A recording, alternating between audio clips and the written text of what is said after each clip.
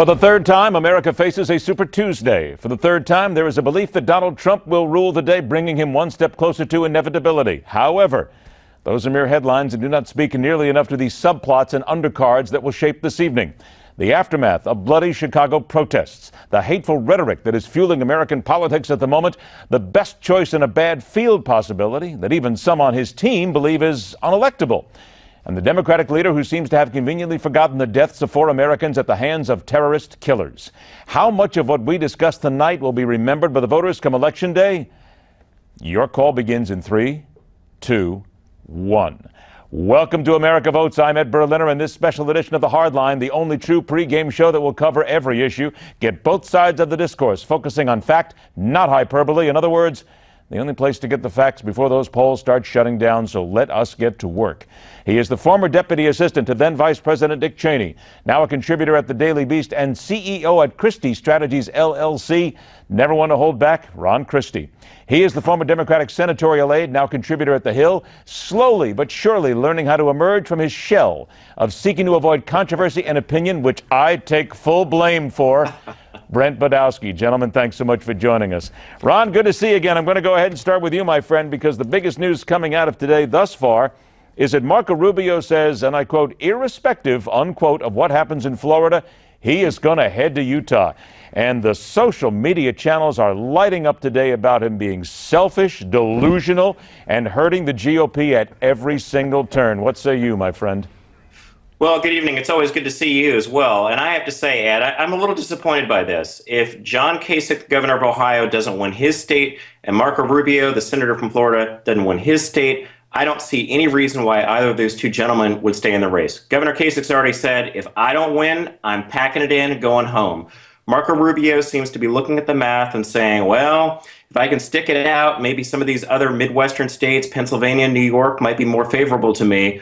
If he stays in the race and we still have a big number of candidates, that only helps Mr. Trump. It does not help Mr. Rubio. Which brings up the point then, Ron, what possibly could be driving Marco Rubio at this point if he takes as crushing a defeat as people believe he will?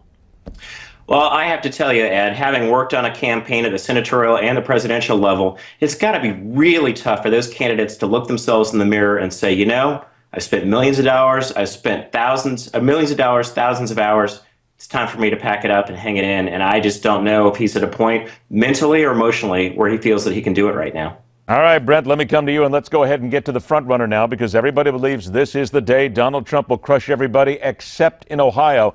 But here comes what is also that great little subplot that we've got working this week, that a lot of Democrats are crossing over and they are voting for Donald Trump. 2 schools of thought. One is they're now Trump fans. They want him as president. Second school of thought, they want Trump there because they believe that Bernie Sanders or Hillary Clinton will defeat him. Which one do you believe is more likely?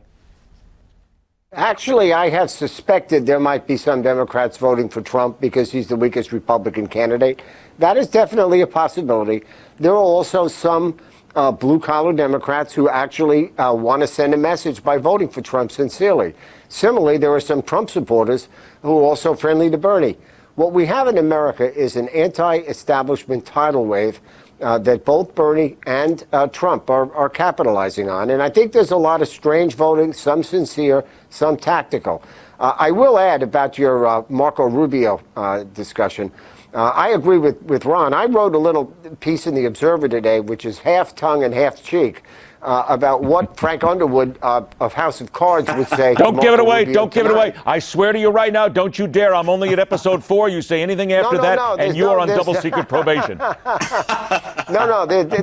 no giveaways. I don't say it. But what I do say in the column is he would say, Marco, we need to have a talk tonight. And where I end, I'll give this away, is he's going to be getting a call from John Kasich. And if he were wise, he would support Kasich if he loses Florida, and even run on a ticket with Kasich as a last-ditch attempt against Cruz and Trump. Marco is not tenable if he loses Florida. He might have said that because the polls were still open when he said that comment, and he wanted Floridians to keep voting for him. But it's just not tenable. If Kasich wins Ohio, and if Rubio loses Florida and Trump wins, the nominee will either be Trump Cruz, or possibly Kasich. All right. Marco, as Frank Underwood says in my column, would only be a pawn eliminated from the game if he tries to run. He's just going to go. He's just working on the edge right here. You're killing me here. Wait a minute. Now, before I go back to Ron, Brent, I'm going to have to take umbrage here that a lot of people watching are going to listen to you, and they're going to hear you call Donald Trump the weakest Republican candidate, and they are up in arms. He is leading in the polls. There's even some indications here tonight that Ted Cruz is starting to drop. There are people saying that even after this turn, no matter where he goes, he is the strongest candidate because the largest majority of people want him elected. How can you say that with a really straight face? Well, no. Donald is definitely the strongest candidate right now in the Republican Party. There's absolutely no question about that. What I'm saying is he's the weakest candidate running against the Democrats in a general election. You may remember Red Auerbach, the coach of the Boston Celtics many years ago, and when he knew the game was won, he would light up a cigar. Okay? That was his sign of victory. If the Republicans nominate Donald Trump for president on behalf of Hillary Clinton, Bernie Sanders, or any other Democrat, my answer will be... Ladies and gentlemen, you'll be happy to know that in our studios right now, we do have authorities moving in, and Brent Budowsky will be arrested for smoking indoors. Just thought you'd like to know that in case. We mentioned John Kasich a moment ago. Ron, I'm going to come to you, and I know about your relationship with the governor here. Let's just talk about what happens in Ohio, though, because there are still people saying that he has got Ohio locked up. He looks very good there, and that will give him an impetus to stay in the race. But isn't that difficult, Ron, just knowing when you look at the tremendous amount, the delegates that are sitting there, the people that have Donald Trump sitting there on their ballot and they're rolling him forward, there are people going, he may be a little delusional at this point. What's the reality? Well, I think the reality is this. I've known John Kasich for 24 years, and when we talked about this last week, he said, look, mathematically, it does not look like I'm going to win the nomination outright right now. This might very well be a fight going into the convention in a contested or a brokered convention. On the other hand, if you look at the map and you look at the states that are still out there, and we still, are just about 50% of the delegates cast right now, there are a number of opportunities for Kasich to do well in Pennsylvania, his original home state where he was born. New York State looks like it is a viable option for him. Now that we get into the winner-take-all category, Ed, he's banking on the fact that people are looking at Donald Trump, and as Brent just said, would be the greatest gift to the Democratic Party as the general party nominee for the Republicans. It would be very difficult for Trump. His unfavorable ratings are higher than Hillary's. And so Kasich's figuring, I'm going to stick this out. I'm going to be the adult in the room. I have the one who has more experience than anyone else, and I want more people to know who I am and see what I've done and hopefully throw their support behind him. Brent, I want to remind everybody, too, that you're going to stick around with us after the break, and that's where we're going to speak a lot more about the left at this point. So let me focus on something else that's coming out today. Ron, to you, Senate Majority Leader Mitch McConnell urging Donald Trump to condemn the violence that has erupted at his rallies. And, of course, everything is going to remain very closed at this point. Nobody's going to say much.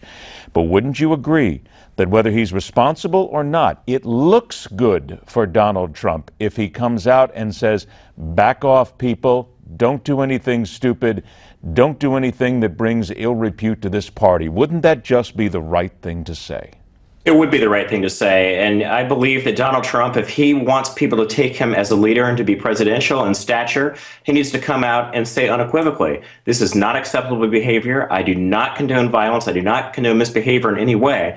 One of the things I'm concerned about, Ed, and I'm no supporter of Donald Trump, mind you, but it seems that MoveOn.org and the Black Lives Matters have been bussing people in. We have professional protesters that are participating in these events, and that's wrong. If people are going there specifically to get into fights and altercations, in my view, that's even worse. That is not American democracy. That's fascism.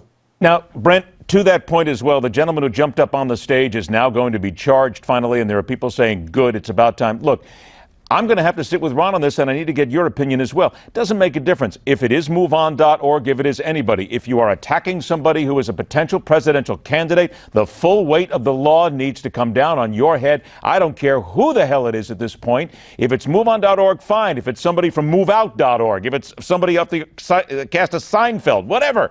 You've got to hammer these people, yes? Yes, I think anybody on either party, either side that commits any kind of a crime should be prosecuted under the law. If there were any Trump people, I'm not going to evaluate the case about the campaign manager, but if he violated the law with the Breitbart reporter, I'm not saying yes or no, he should be punished. If a demonstrator physically violated the law against Trump, he should be punished. The law should be even-handed. What I will say, though, is Donald Trump is deliberately fomenting a degree of hatred and fear and violence in his rallies that is unbecoming of anyone who aspires to be the commander-in-chief of the American military and the leader of the United States and the free world. It is an outrage that Trump deliberately foments this kind of hatred and provokes this kind of violence. But anybody who violates the law, whoever they are, should be prosecuted. No doubt about that, whoever. 30 seconds to you, Ron. I got to let you go. Last shot. Dr. Ben Carson said maybe if it's only 4 years, if Donald Trump's here, maybe that's not that bad. That's one thing he made. But he also indicated that he may have been promised a cabinet role by Donald Trump. May have been. Do you think there needs to be a federal investigation just to ferret out the truth? Well, I don't know just yet, Ed, but what I do know is that it's another indication of while he might be a brilliant neurosurgeon, he's not ready for prime time on the American political stage. The man had no business running for president, and his vacillation of, well, I support him for president, well, I didn't support him for president. Well, maybe I was promised something, maybe I wasn't promised something. Yeah, I'm very curious to see whether or not there was a quid pro quo, and if so, if something for value was offered for that cabinet seat, we do need to have an investigation. No evidence yet. Make that clear. Ron Christie, always a pleasure, my friend. You depart this video plane. We'll talk to you soon. Brent Budowsky will return to focus on the sainted left side of the issues. Stay with us because we continue right here with America's Votes 2016.